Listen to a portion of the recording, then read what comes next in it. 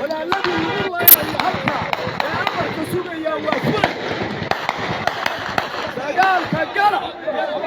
ولا يذكر ذاتي الدفاع ونيجي الدفاع لا بيجي صفله ومقالدي الدفاع وإلى يدوكور يا واحد الله يدوكسو سعدا وقوليه ما تجي إلا يدوكور عليه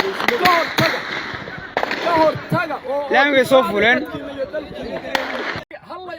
ولا الذي يقول الله إلى هلكا أمر كسوق يا وافري قال كجرا وإلى يذكر ذاتي الدفاع ونيجي الدفاع وعاركي الدفاع ومقالدي الدفاع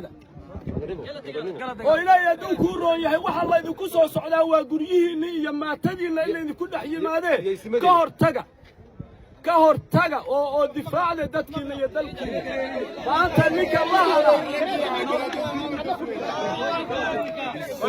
والله ساعات الصباح مركا هاي dadka saada ay tukadeen baa sidii hore ay ugu baaqeen qolyaha maamulka Somaliland guryaha dadka odayaasha ah sidaarkan iyo hawsha u yimi bay damceen inay xidhaan oo weeraraan sababtan halkaas iska caabin xoogan baa ka timi halkaas dagaal ka bilaabmay hadda qasaaradu waa badan yahay laakiin walillahi hamdi xaqoodu u badan yahay gaadidna waa laga furtay qasaaro fara badan oo xoogana waa gaaray goobaha hore gacanta uga hayeen gacanta dadka shacabka ah amudirka uu gacantooda galay dagaalkan waa dagaalkii Muuse uu ilaamiyay uu dadka meesha degan oo gobolada dadka degan waa qawaariij dagaalkan saas ku bilaabmay saacada subax baa la dhameeyay dadka odayaasha oo shirarka iyo hawlaha ka qaybgalayay in la taxaabo oo loo diro saas oo ku bilowday dagaalka waayahay marka dagaalku imise goobada ayuu ka soconayaa haatan hadda dagaalka xoog galay wuxuu ka dhacayaa wadajahada laamiga ee xagga marka laga soo baxo Garowe iyo buurta sayidka oo hadda buurta sayidka iyo egaskan sool buu ka socdaa waana laga soo saaray meelo badan sida xamdi iyo meelaha deganaan jireen kuwa horgalinta iyo waxaas waa laga qabsaday gacanta shacabka ku jira dagaal xoogan baana hadda socda qasaarada waa badan yahay wad garan kartaa dad shacab oo iyagu istifaacaya guryahooda joogay laakiin dadka loo garaacayo hubka waaweynaa ee lagu talagalay dawladda koo dagaalanto baa loo isticmaalayaa hase ahaatee xilli bay gaadhay dadku ay kolliba hadday dhimanayaan ay si xora u dhintaan cidda dilaysa la garanayo goos dadkan in badan baa waxaa loo leenayay la garan maayo marka qofku kolliba mar haddii dadka wada dhimanayaan dadka la soconayo jooga ay dhimanayaan dee si xora inoo dhintaan bay u diyaarsan yihiin waana isdifaacayaan shacabka waayahay marka inkastoo dagaalku socdo gudoomiye laakiinse maxaa haatan wax wara oo khasaaraha ka dhashay nooga sheegi kartaa inkastoo dagaalku la soconayo dagaalku waa socdaa laakiin hadda wararka xaqiiqada hadda shacabku soo gaadhay dhinaca shacabka shan dhimashay waa jirtaa dhaawacuna waa badan yahay dagaalkii wax bad socota waad garanaysaa waa beriga bilaabatay hadda ilaa 2 saac iyo xoogaa socota iyo bad marka waa la ogaanaa saacadaha soo soo ogaan doonaa laakiin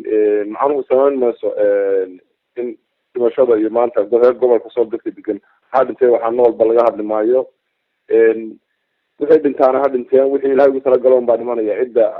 keliya nafta qaada waa ilaahay in dadku istifaacaan oo ay maanta si toosa xabad uga bilaabato oo Muuse dadku in badan bay ka wareegeen dadka waa lagu khasbay waana bilaabantay waana socon doontaa insha Allah waa tahay marka Somaliland waa maamul muddo waxa weeyaan dhisnaa oo ciidamo iyo hub fara badan oo dadka deegaanka hub ka badan haysta iyo hub waaweyn ciidamada deegaankuna waxa laga yaabaa hubkaasi inaysan u babacdhigi karin marka maxaa is leedahay arrintaasi waa waxa weeye lagu dhameyn karaa sidoo kale ku sheego shacabka gobolka Soomaaliya uga mahadnaqaya ilaa 24 saacadood ee soo dhaafay dad la soo khalday oo ilaa 270 gaadha baa la gudbiyay وتوليك قلبك الله تعالى اللي بديه وحقها هوت كله بديه وقار حق النقاشي عرقاب الله عليه باكرة وضدك هذا اللوان لك يعني يكون هو يتشرب وتفقد الصومالية ما أنت الله تعالى وبنص ضدك نقشي خواريسته ضدك عاصي ضد الشباب والله يلا جرام ما يقف الصومالية أنا سبب وحبود لا جرام ما يقف قبل بغض الرموس في المشارع سواء ضدك أهل كي يقرأوا الله يعني كل عيان لا جرام ما ورك حقيقة أن كل شيء يا شعب كغير صور الله نقوم هالعلمية وهوية لا الله بقوليشان يلا وطن واقبا كل شيء يجيبوه بدين قاري لا كنتني ميل تولاه ونقول كله هاي dadka iyaga ama iska tegaya si saxa marka aan uga hadlo ninka qoriga suu gaaridaya sabab uriday oo la garan maayo sabab cid u dirana la garan maayo dadkana waa dad qaraabaa waa dad ehelaa marka insha allahu xaqay tegaysaa muuse kaarayaashii aan nayntiga kaga tagnay burcada hargeysa soo jirtay oo aan xilligaana waxba isku jawaab isku difaaci kari weyne marka waxaas walaale waxba ma qaadaan waxaa wax qaada qofku inuu fahmo inuu waxaan ka kaxeeyo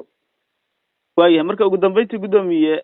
magaalada waa laga qaxay oo shacabkii badankooda waa ay ka tageen laascaano horeyba uga qaxeen uga barakaceen dad yara ku haray oo waxa weeyaan laga yaabo inay waxay ku qaxaan ay ku barakacaan ay waayeen ama ay ku guuraan dadkaasi marka lagu dul dagaalamayo iyaga maxaa xal u ah shacabka boqolkiiba 95 waa laga qaxay magaalada saabisha Siciid shanta hadana saaka ka baxaysa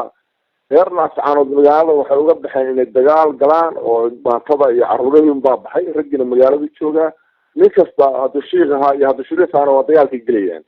dagaalkaasna waa soconaya ilaa dadkaas muuse uu soo khalday uu ku celiyo deegaankoodii iyo meelaha u dhasheen iyo deegaankoodii uu ku celiyo waa socon doona insha Allah waayahay gudoomiye gobolka Sool ayaa tahay Puntland adigu ka maamul ahaan gudoomiye maxaad hadday tahay wax gurmada ama taageero kala ama waxa weeye maamulka maadaama gudoomiyaha ugu magacaamo tahay Puntland maxaa u haysaa walaal shalayta ugu dambeysay 5,800 qoys baan u qaybinay raashinkii ay muddo bilo ku noolaan lahaayeen daawada iyo meel kasta u baahan yihiin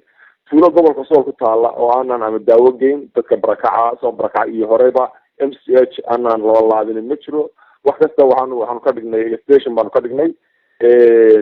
arrimaha siyaasadana dadka shacabka ah qaabka dawladdu madaxweynaha Saciid Cabdullaahi Deni uu sheegay madaxweyne Kiyanku dadka shacabka rabitaankooda baa lagu shaqeynaya Puntland oo siyaasadda Puntland lagu joogayaana ma jirto iyaga xor dadku Puntlandnimana waxa weeye waa maamulka dhisteen waana ehelkoodii waana cid xigtay waana isirkoodii